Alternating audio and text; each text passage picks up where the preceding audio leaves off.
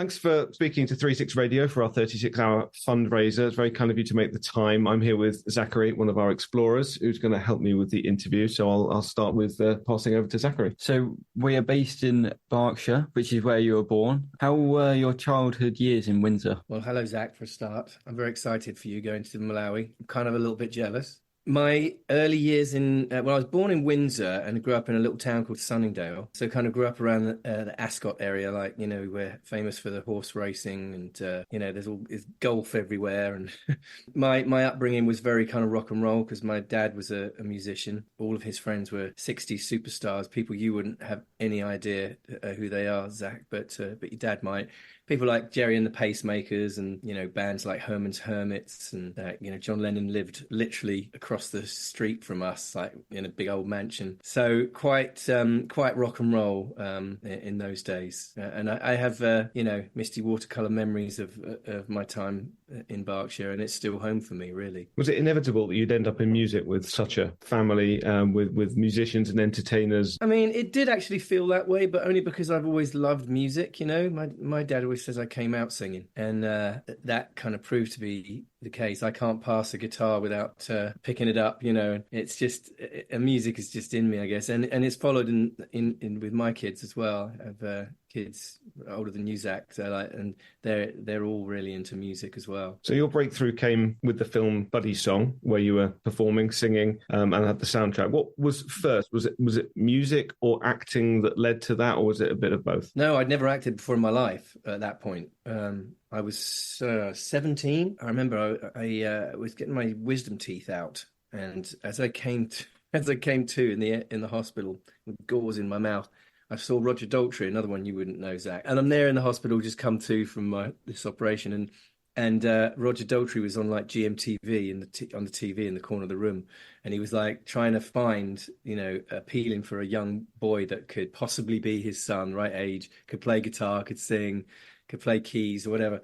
So I was like, oh, I want to do that. And that's how I did it. I only did it because it was like there was an in to the record business, because I played this young boy who was a singer-songwriter. As I said, never acted before in my life. So I was just stars aligned, shall we say, and I got the part and thrown into the lion's den. And when you first heard that song, did you know that it was going to go on to be just as successful as it was? Oh God, no. I mean, that's the thing about hindsight with music, is that you don't know what the future holds for a song. Sometimes you write a song and you're like, this is the best thing I've ever written or whatever, and then nothing happens with it, and it ends up gathering dust on the shelf. And then there's other songs that you just write in 20 minutes or whatever, and you think, oh, it's a bit of a throwaway, and everyone's like, that one's amazing, you've got to do that one. It's weird. And Nick Kershaw wrote that song. At the time, I was really young, and I was a massive Nick Kershaw fan. So I was really excited about the chance of actually meeting Nick. That was kind of my main drive. I mean, I loved the song, I really did. But everybody involved in the project at the time, the producers of the film, the director of the film, Roger, I mean, everybody, the record label, they weren't really sure about it. And so it nearly didn't happen. It was one of those songs that could have slipped through the ropes, but we ended up recording it, and of course the rest is history. So what was life like during that period of time for a 19, nearly 20-year-old? It was pretty crazy, actually, Zach. How old are you now, mate? 16. 16, yeah. You got it all to come then. So, I mean, for me, I was just 19. I'd always wanted to be in the music industry, and I'd always written songs, always been a guitar player, I was, piano player and a singer. So when it actually happened and it just kind of went crazy, it was like one minute I was playing piano in, pubs and stuff in the area around Ascot area, as a 17 and 18-year-old boy. And the next minute I was like, number one in the charts and traveling all around the world and selling out arenas and stuff. It was really quite... I mean, I look back on it now and I think, did that actually happen to me? It's a very strange thing. And I look at old footage of myself and it looks like a cartoon character. It was wild. How did you cope with the sudden fame? Well, I think family is important. You'll understand that. You got a good dad there. Yeah. They keep your head from going in the clouds. I've got a brother. Have you got siblings, Zach? Yeah, older brother. Yeah, so, my brother was the drummer in my band. He's younger than me. And, if if I at all kind of, any of it went to my head, he just called me an idiot, and we're back into being, 11 and 13 again. You know what I mean? So I think having a good family around you and good people around you helps with the pressure of it, for sure. So based on all your experiences, what advice would you give to the Explorer Scouts? Well, let me speak to the trip for a start. I mean, this is something that, most 16-year-olds would never get to experience. It really is going to be, it's going to open your horizons completely. And I think that, like, traveling, especially to places like Malawi and that is like a very, very different culture shock to what you're used to. From Berkshire to Malawi is definitely about as far eclectic a mix as you could possibly get. I think that it will make you a more compassionate person, to see how these people live, and it's going to make you want to help them. I would say, take it in and just soak it up and enjoy the experience. And one bit of advice that I would definitely tell you to do, and your dad would probably agree with me here: write a journal. Just write it down. Because the truth is, you're 16. Even when you get into your 20s, you'll be like, "Oh, that was fun in Malawi," but I wish I'd have written down the details. Because you want to remember those details, and it's really important. And if at all you have any inclination that you might want to be in the arts at all, especially writing, then that is a very helpful tool. What about anyone that wants to follow your sort of career path with that early fame and being a musician? What advice would you give in terms of the reality of what panned out for you in the early stages of your career? Yeah, well, I mean, I was lucky. I was just one of a million young singer-songwriters. But I know so many people I grew up with, even or have met over the years, that do what I do, but didn't have the lucky break that I had. For me, I'm very tenacious, and I think that's an incredibly important, attribute to have, especially as a young person. If you get knocked back, you just get yourself up and keep going. It's easy to be knocked back because, you believe in yourself, especially when you're young. You have that kind of unflinching belief and the desire to want to do whatever it is you want to do. But, some people fall at the first hurdle. You've got to realize that life is about being knocked back, and sometimes you got to, roll around in the dirt just to get up, and that's when you start believing in yourself even more, because that, when you have the next thing comes along, then you might have a little win, and it's like you build on those things, And so my advice to people that want to get into the music industry is just keep going. Definitely write as much as you possibly can. Play live. Never stop playing live. That's where you learn your craft. Was there pressure to follow up on the success of The One and Only and the album? And how did you manage to kind of work through that? Did you just carry on going as normal, embracing the love of music, or was there pressure to kind of find that sort of success again? Bit of both, to be honest with you, Chris. It was I never stopped, loving music, and that feeling that I still have now is, was there all the way through. But there were tough times, I can't lie, and you do feel the pressure, especially when there's kind of authority figures, like record labels and management and all that kind of stuff. Saying, we need the next single, we need this, we need that, and we think you should do this, we think we should do that. One thing I would probably go back and do again is actually listen to my own gut a little more. That's something that I think you learn as you get older. So that's another bit of advice for you, Zach. Trust your own instincts on things, and if it feels good, then that's the movement you should go towards.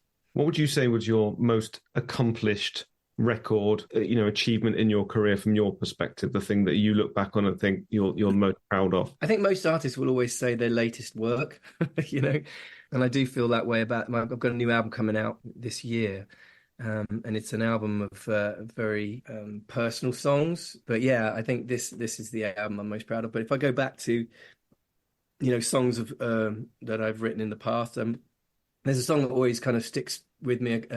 It's called John Lennon Lived Here. You know who John Lennon is, right, Zach? Yeah. Good. Just checking. You've done well, Chris. The basic. That's 101. Well, that is 101, isn't it? Beatles, yeah, exactly. So first time I ever went to New York, and I was only 19, and I really wanted to go to all the places that John Lennon was famous for being photographed at. I wanted to go to, the Central Park where they got the Imagine Circle, pay my respects. I wanted to go to the Dakota buildings where he lived and eventually died. And anyway, I ended up writing a song about those experiences, because John Lennon's always been a big part of my musical journey. So yeah, so a song called John Lennon Lived Here. I understand one of your sons has been performing with you. Is that a continuation of your family legacy? I guess so. I mean, it wasn't planned that way. I didn't get up one day and say, I'm going to have kids so I can carry on my musical dynasty. But that is kind of the way it seems to have come out. Yeah, my youngest, Indy, who's not much older than you, actually, Zach, he picked up a electric guitar at probably 14, and he was obviously very much a talent. And since then he's just gone from strength to strength. He he went to the Brit School at your age, actually, and he's just finishing now. He's 18 now, and yeah, he's in my band. Whenever he deems me worthy, he's welcome on my stage. How much of a surprise was it when you had your experience on Michael McIntyre? Yeah, that was a total shock. I'm still getting over that one. My whole team, management, my wife, my son, they kept it from me for months. Obviously, to plan something like that, to organize something like that, it just takes a mammoth effort to get something like that together.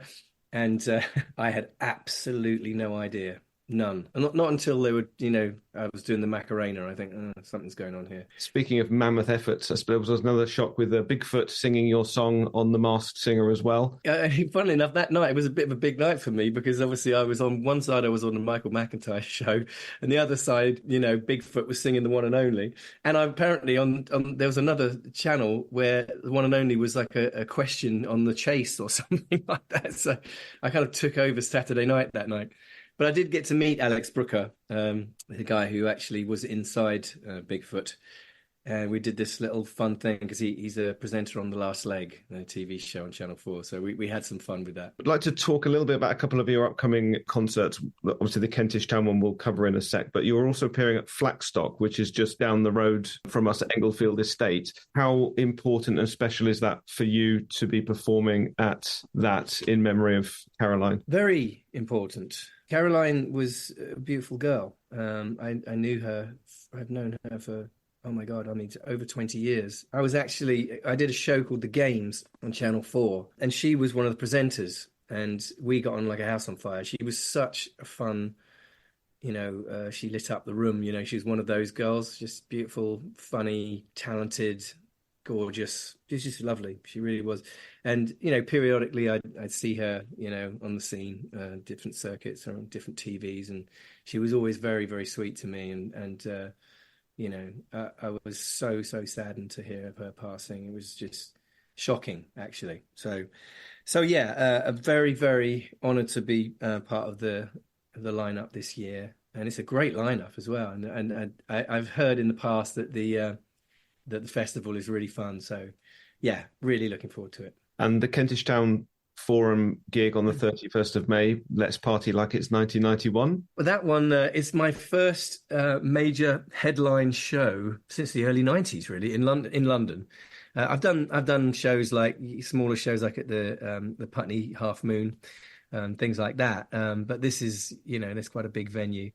In London. So I'm really, really looking forward to that one. And it's become, since we announced it, it's become like this big thing, because first of all, it was going to be like, let's party like it's 1991. We'll get all the old fans and we'll just have a reunion, and I'll get the old Buddy songs out from the old days. And but then, of course, I've got this new album coming out. So it's kind of like a celebration of the old days. And I've got special guest, Nick Kershaw is going to come and join me, and people I haven't announced yet, which I can't tell you yet. But yeah, it's going to be great. And we're going to showcase some of the new stuff, and it's going to be really, really fun. Really looking forward to it. If you had any song to add to a 1991 party playlist aside from the Buddy song album, party wise, I don't know. I would rather go for kind of like Nirvana, that kind of thing, because when I first broke on the scene, that was exactly when they released Nevermind. So I was like obsessed with Smells Like Teen Spirit. So I'd probably go with that one. But if I was going to go for kind of a more of a party vibe, gosh, I don't know, man. I guess maybe Blur, There's No Other Way. I was on Top of the Pops with Blur for their very first performance on Top of the Pops, and that was the song. There you go. Very cool. Thank you. That's all we've got. Very kind of you to give up your time. Thank you. Appreciate it a lot. Of course, Zach. It was great to meet you. You're a natural, mate. You could be a radio DJ. Have an amazing time in Malawi. It's going to be Thank you. awesome, mate. I'm really, really, really pleased for you. It's going to be great.